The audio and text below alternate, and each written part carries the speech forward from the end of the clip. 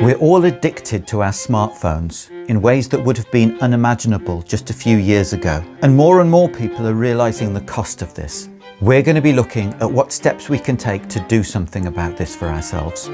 I can't promise you that by the end of the video you will be free of smartphone addiction. In fact, I'm pretty sure that you won't be. But hopefully you will have enough ideas and inspiration to be able to make some real meaningful changes to reduce your dependence on the phone. About 15 years ago, I was waiting for a train at Clapham Junction Station in London, and I saw something that caught my attention, and I took a picture of it. And when I showed anybody this picture, they started laughing in shock and horror at what they saw. When I show that picture to you today, you're going to say that there's absolutely nothing special about it. It's just a picture of three people waiting for a train in a station, and they're looking at their phones. That's it. It's perfectly normal. Today, we're used to seeing that sort of thing in pretty much any situation and at a much larger scale. But 15 years ago, this picture encapsulated a journey that we were embarking on at the time, of feeling the need to fill any moment of inactivity with the distraction of the phone. Before that, we used to know how to wait without feeling restless. There was nothing uncomfortable about sitting and waiting for something. You'd see it all the time, or you'd go into a train and it would be normal to see people just looking out of the window and enjoying the scenery. And those waiting moments are really important, because in those moments, what our mind does is unconsciously processes the backlog of anything outstanding, whatever's in there that hasn't yet been processed. It's clearing the backlog so that we can go to our next activity with more clarity and poise. And sometimes that processing was a little bit uncomfortable. If it had been easy, it wouldn't be left there to process. We would have managed it in the moment. But it wasn't that uncomfortable, and we were patient enough to undergo it, and we were fine with it, and we knew that it was an important part of regulating ourselves. But now, if that sort of discomfort comes up, we don't have the patience to undergo it. We feel so restless to grab our phones instantly that progressively we're losing the ability to stay with our own discomfort. And that gives us the opposite. It not only stops us from processing what we need to process, but it actually gives us more stimulation to add on to the top of it. So it's no wonder we're in a constant state of overwhelm and imbalance, because we don't give ourselves any time to reset. We build nervous stress within ourselves, our attention span reduces, we end up more on edge, more nervous, our focus and our ability to focus reduces, and as a result we become more uncomfortable when there's no activity, and so there's more drive to reach for the phone as an escape. We grab for our phones even in the shortest of quiet moments, and we end up much more anxious as a result, and much more dependent on our phones. So I heard recently that more than half of people now admit to separation anxiety, to sort of feeling restless and nervous and uncomfortable if they're not in the same room or even right next to their phones. That's the sure sign of an addiction. And the fact that I know you're going to probably recognize a lot of this suggests that this addiction is society-wide. And the fact that it's now socially acceptable and perfectly normal to be interacting with our phones when we'd normally be interacting with each other is further evidence of this. Our video on addiction goes into more depth about how this cycle works and where it comes from. And on top of this, the apps that we use to distract ourselves are themselves designed to exploit that addiction and to keep us scrolling for the financial benefit of the people who own them. The result is deeper and deeper dependence and a greater and greater loss of our inner balance. So now let's take a look at some of the things we can practically do to get back some of that balance that we've lost and to reclaim our lives. First, we'll look at a couple of building blocks that we need to put in place in terms of our attitude, and then we'll look at some practical suggestions of what we can put into effect. Firstly, our will to change has to be really genuine and strong, because it's not going to be an easy journey. There are going to be really uncomfortable moments when we deny ourselves what we think we really need, or what we sort of anxiously feel we need in a moment. We need to be really clear up front what the cost is of having the phone and what sort of life we could have. What are we aiming for? What's our goal for this process? What are we going to be able to do that we're not able to do now because of the phone? We need to get that vision firmly in place, because otherwise we're going to be very easily pulled back the moment any discomfort comes up. We need to understand that the phone that seems to offer us so much leaves us really only with a feeling of emptiness, disappointment, separation, and having wasted a load of time. It's not enough to just think it's a good idea now, because in those murkier moments, the compulsion will feel stronger than ever, and we're likely to just forget what we feel in this moment. We need to put something in place to help us, some specific commitments, some readiness, knowing that it's going to be difficult, knowing that these difficult feelings are going to come up where we really feel compelled to take the phone, and to be ready to resist them. We need to instill into ourselves this firm decision to make this successful, and to set some minimum standards for ourselves that we're not prepared to fall below anymore. And that's what hopefully this video will help us to do. So as well as being ready to be uncomfortable, we need to have some sort of idea of what we're going to do when the discomfort happens, so that we're not overwhelmed by it and defeated by it. So I find that the best way for this is a bit of gentle, honest discipline with the self, to sort of say, when my hand is grabbing its way to the phone, to sort of ask, really, do you really need the phone in this moment? What's driving you to it? Is it that there's a genuine need? Do you genuinely need to check a message or write to somebody, or maybe look for directions or something like that? Or am I being guided or influenced by some sort of feeling of anxiety, and that there's actually nothing that the phone urgently needs to do for me, and it can actually wait until a designated phone time later on?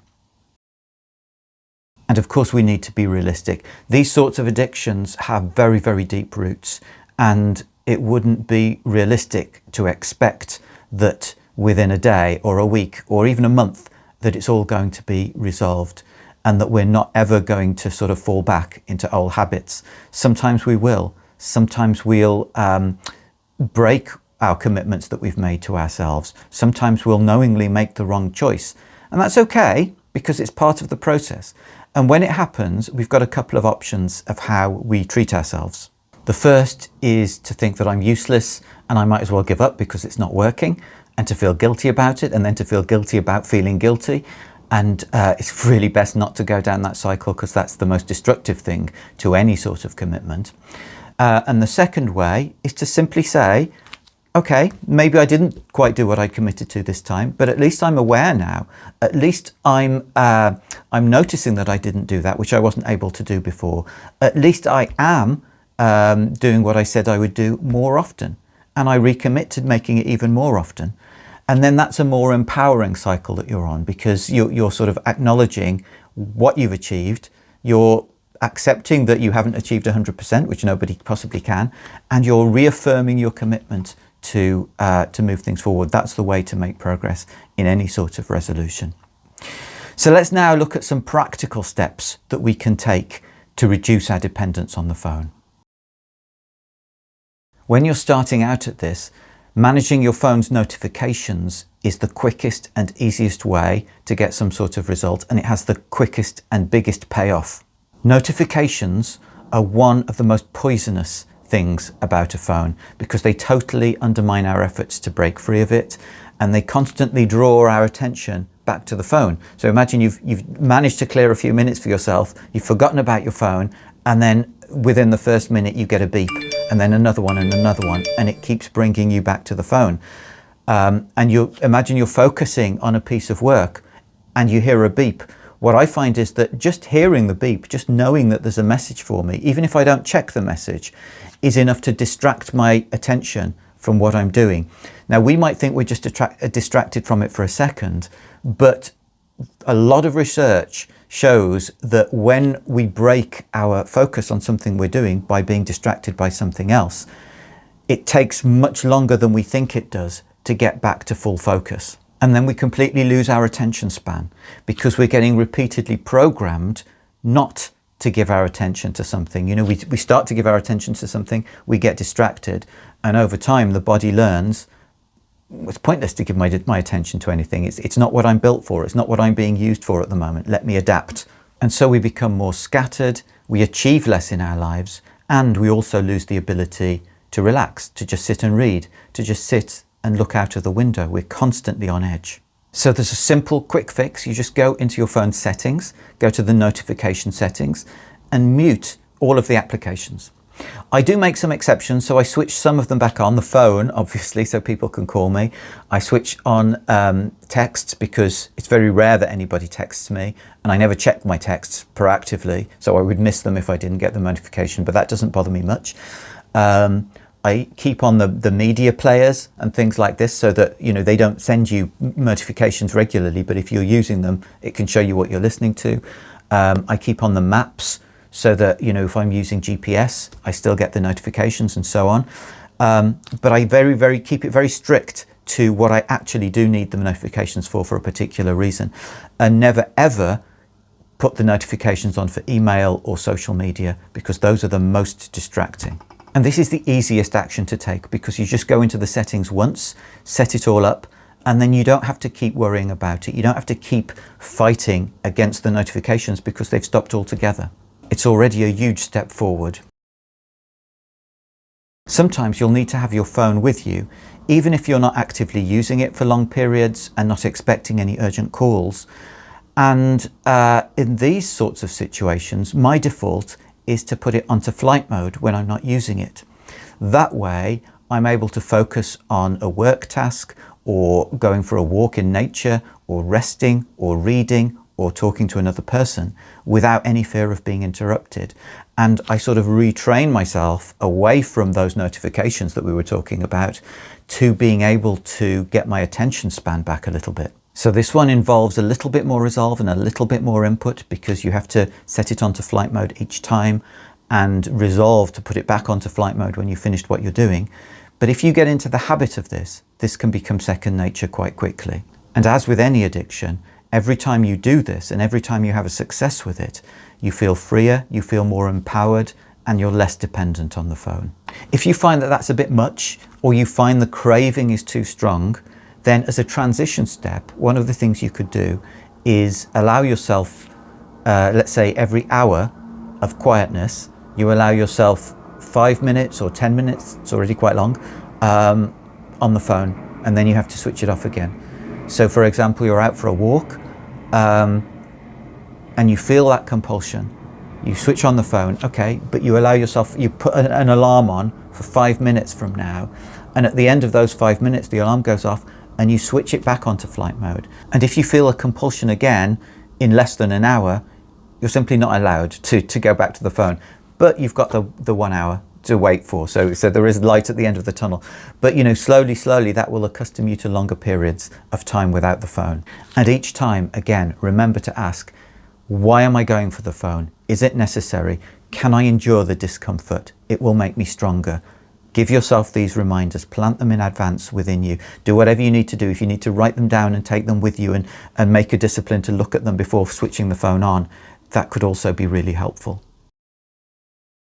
So I try to ensure at least 12 hours a day where my phone is not connected to the internet.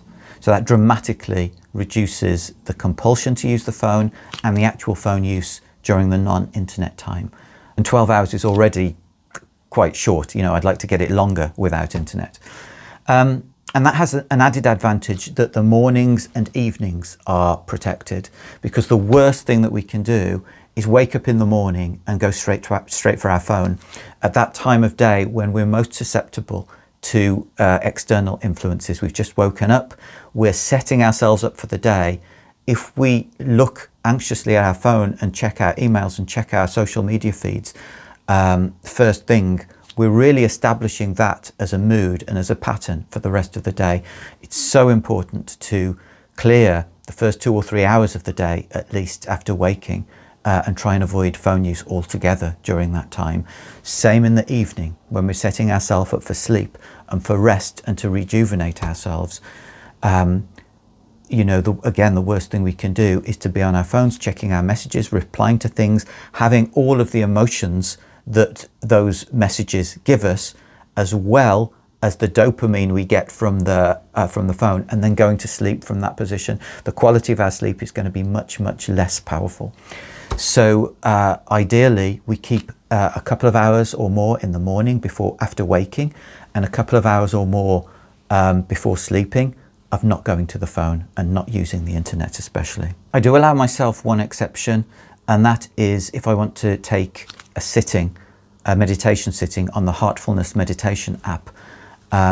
So you might also need to set very specific exceptions for things that are important, but I have to be absolutely sure that if I do that and I go onto the internet to do that thing, I don't look at anything else. I don't look at any other message or anything. This is a small step, but it's really powerful in reducing phone dependence and that sense of anxiety when the phone's not with us. And that is to leave your phone in another room than where you are for short periods. You might start off with just like 5 or 10 minutes, and it might be just 3 times a day as a minimum or something like that. And you can extend it as you go forward. And that's quite easy because you're actually going to be busy with other stuff rather than looking at the phone. So you might say, I want to read this chapter of a book. So I'm going to read this chapter and I'm not going to look at my phone. I'm not going to go and get my phone. It's going to be outside the room until I finish the chapter. Or I'm having my dinner now. For the time that I'm having my dinner, I leave my phone in another room. So these are good little habits to get into. Most importantly, of course, is at night time. So as long as possible before bed and after waking up in the morning, as we said in the last block, make sure that the phone is in another room for the reasons we've talked about. This is a really effective way to reduce phone anxiety. You might notice that when you pick up your phone, you do the same things in the same order every time. You might, for example, go to your social media feed first, or to your emails first, or to check the news, or something like that. And when we do that, we're training ourselves, we're training our minds, we're training our brains to expect that dopamine hit in that certain way. And so just shaking up the order that we do things on the phone is really helpful. And one really powerful question I find to ask is, before picking up the phone, what is my purpose for picking up the phone? What am I going to use it for? And start with that maybe before going to all of the other things. Maybe you'll spend more of your time on the useful stuff. And over time, you might choose only to do something that has a useful answer, that you can say, I'm doing this for a purpose, although that's a bit more advanced. We talked earlier about how important it is not just to rely on the resolve we feel in this moment about reducing our dependence on the phone, and that we need to put things in place. So let's have a think about some of the things, very simple things we might put in place. We might write down, just to begin with, what we've decided to do, what our key 2 or 3 disciplines are that we're going to follow every day. And not only that, we might write down the reasons for it and what we're wanting to achieve with our lives through this discipline, and also the obstacles that we might face and why you're ready to overcome those obstacles, like why you're ready to endure the discomfort. And make sure that you read that at least twice a day, but maybe even have it by the phone with you so that you can constantly be reminding yourself of this greater purpose. When you do find yourself on YouTube or something, there are plenty of videos, we'll put links to a couple of them in the description, about breaking phone addiction, a bit like this one. So that could be useful to look at as well. And even if you do remember all of these things, there will still be sometimes a great temptation to stay with the phone and to keep it switched on. But each time you overcome this temptation and you have the experience of switching off the phone, there's a feeling of liberation that comes with it. There's a feeling of quietness. And especially if you've been listening to something, to some music or some video or something, and you switch the phone off, the silence is just so precious and valuable. But if you want to look deeper, there are likely to be deeper issues why this phone addiction is happening in the first place. Why do we feel depressed or anxious when we don't have the phone? This question is likely to have deeper roots, And grabbing the phone isn't going to solve that anxiety. Ultimately, it's just going to soothe it for a moment, but make it stronger as you become more dependent on a distraction, and the discomfort that you originally feel becomes more and more uncomfortable. That's how addictions work. And if you do find yourself breaking away from the phone, then you're likely to manifest the same feelings by addictions to food or to shopping or to whatever else it is in your case. So if you're interested in doing this deeper work, I suggest you start to focus on those deeper questions, and there's a number of different ways that you can do it. There are talk therapies like coaching or one-to-one therapy or something like that. My favorite way is through energy healing, because that's what I do, and you can find out about how I work on our website, heartfulhealing.co.uk. So do whatever feels right for you, but make sure you do what you need to do to get a chance to live life to the full and avoid ploughing it into this unrewarding piece of plastic. Good luck. It's a long and difficult journey, but a transformational one. So that was a really long video. I'll try and keep it much shorter next time. We're going to be turning next time to the subject of energy healing and how such a thing can possibly work. But for now, I'm going to leave you with this week's wise words, which come from the world of hip-hop. To improve the way you're feeling, book a session with Heartful Healing. To improve the way you're feeling, book a session with Heartful Healing. To improve the way you're feeling, book a session with Heartful Healing. To improve the way you're feeling, book a session with Heartful Healing. So man, no rockin' me, no shot from me, no rock to me, no pata, no feel like